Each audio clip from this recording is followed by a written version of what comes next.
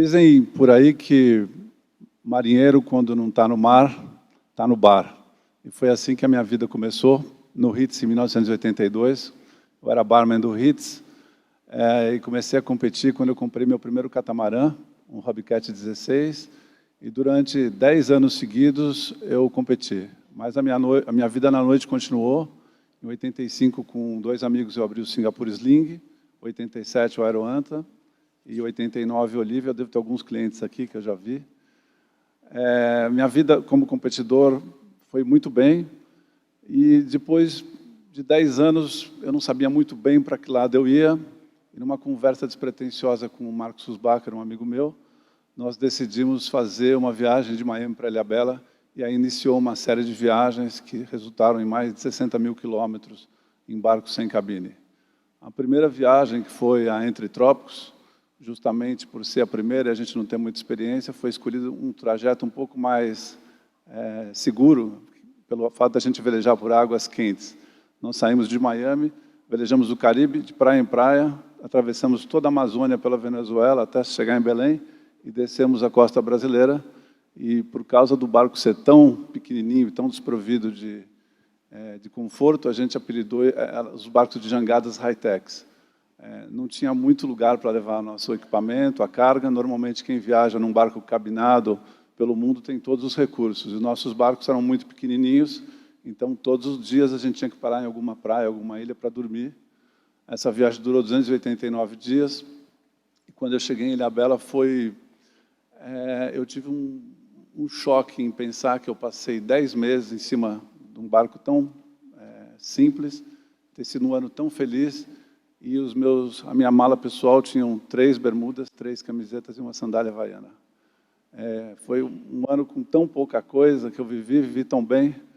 A segunda viagem, alguns anos depois, foi bem oposta à primeira, uma viagem fria, mais desafiadora pelo fato da gente dobrar o Cabo Horn. Nunca um barco sem cabine havia feito uma viagem tão radical.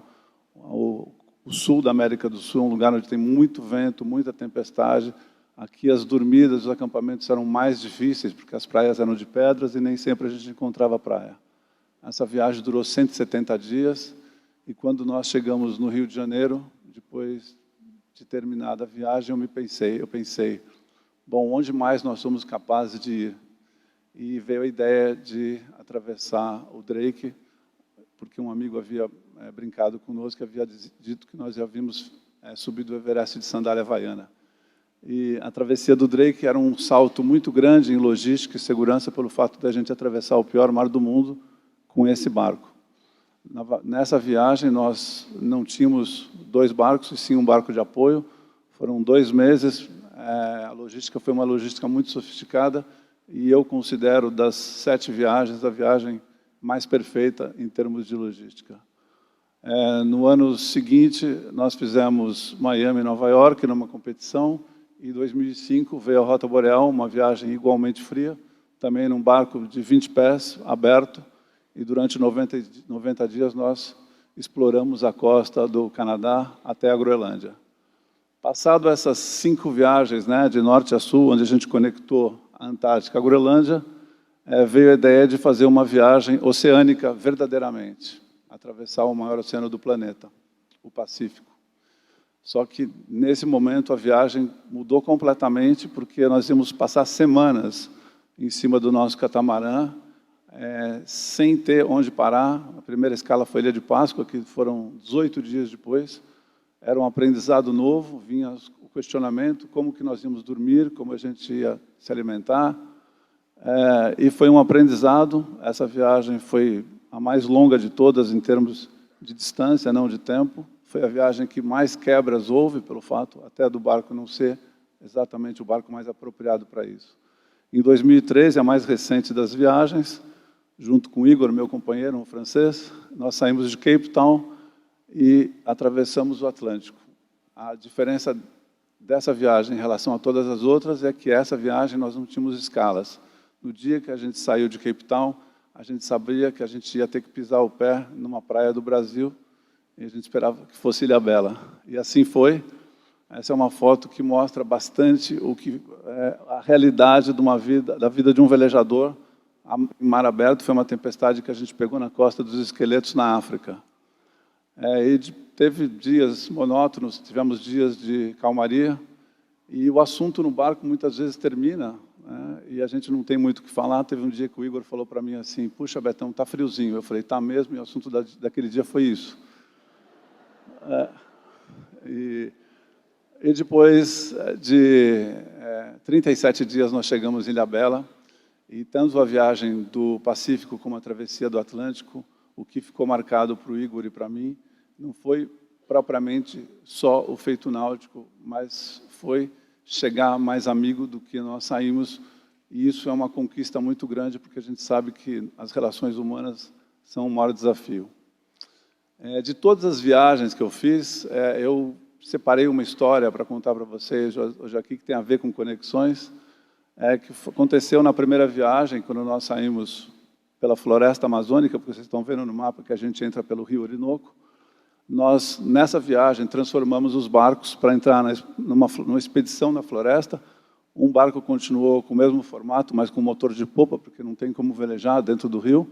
E o outro barco a gente transformou num barco-casa, como se fosse uma gaiola contra os insetos. Então, todos os dias a gente parava em alguma margem e dormia. Essa viagem foi inspirada no Alexander von Humboldt, que em 1800 descobriu que existia uma conexão entre a bacia do Orinoco com a bacia amazônica brasileira. E nós sabíamos que nós íamos encontrar Yanomamis bastante primitivos. E quando nós chegamos na tribo, esse barco encostou facilmente, e o meu, que tinha um mastro, ficou enroscado nas árvores. Rapidamente, um dos índios subiu na árvore e cortou os galhos. Eu pensei: bom, esse é um sinal de boas-vindas, ou eles estão com fome, né? E, bom, nós ficamos conversando, distribuímos camiseta, demos comida desidratada para eles, castanhas, e eles rapidamente se recolheram, porque já era fim de tarde. Eles viviam numa oca única, e nós ficamos sem saber o que fazer, porque eles não nos convidaram para entrar. E eu falei para o Roberto Linsker e o Duncan, meus companheiros, falei: a gente podia fazer a técnica do cachorro. Senta na porta e vai entrando devagarzinho. Se eles não falarem nada, a gente entra na oca. E entramos na oca, e eu fiquei chocado, porque era uma oca única, eram 7 famílias, todas em volta do seu fogo, com redes estaqueadas, cozinhando um tipo de uma raiz. E o Roberto Linsker vira para mim e fala assim: Betão, o que nós estamos vendo aqui é a mesma imagem de 3.000 anos atrás. Eu falei para ele: então, se a gente entrasse numa máquina do tempo e viajasse 3.000 anos, a gente veria isso? Ele falou: exatamente. Aí eu me dei conta que eu estava 3.000 anos para trás. E eu fiquei imaginando o que aqueles índios pensavam da gente. Porque aqueles barcos estranhos, né? E eu me dei conta que eles não sabiam absolutamente nada. Aqueles índios, até 5 anos atrás, nunca haviam visto um homem branco. E eles sabiam o limite da floresta. Então, eu tive a ideia de ir até o barco pegar um Walkman. E peguei um Walkman e separei uma fitinha do Milton Nascimento, que eu tinha na época, em 94. Eu separei Sentinela, do Milton. E voltei correndo para a tribo e coloquei o fone de ouvido no ouvido do chefe. E dei o play.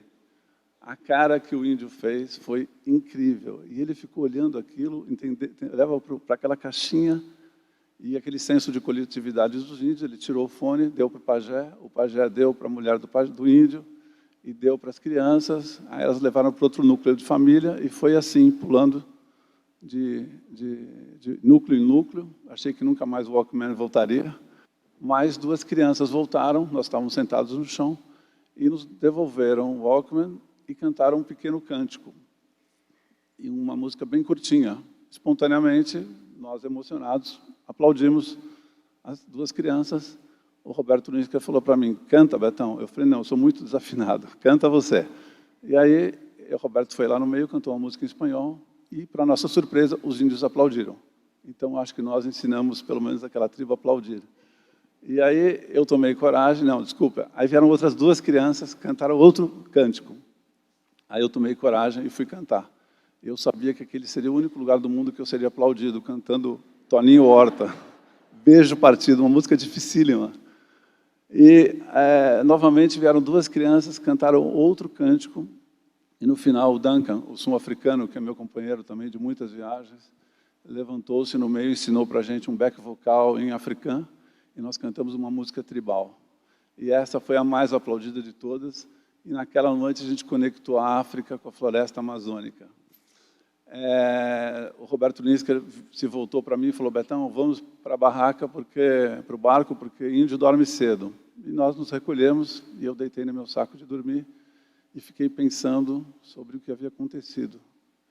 Eu não conseguia nem a ficha cair de tão emocionado que eu estava, mas essa história ficou gravada por muitos anos na minha cabeça, sempre voltava essa imagem dessa noite, e eu,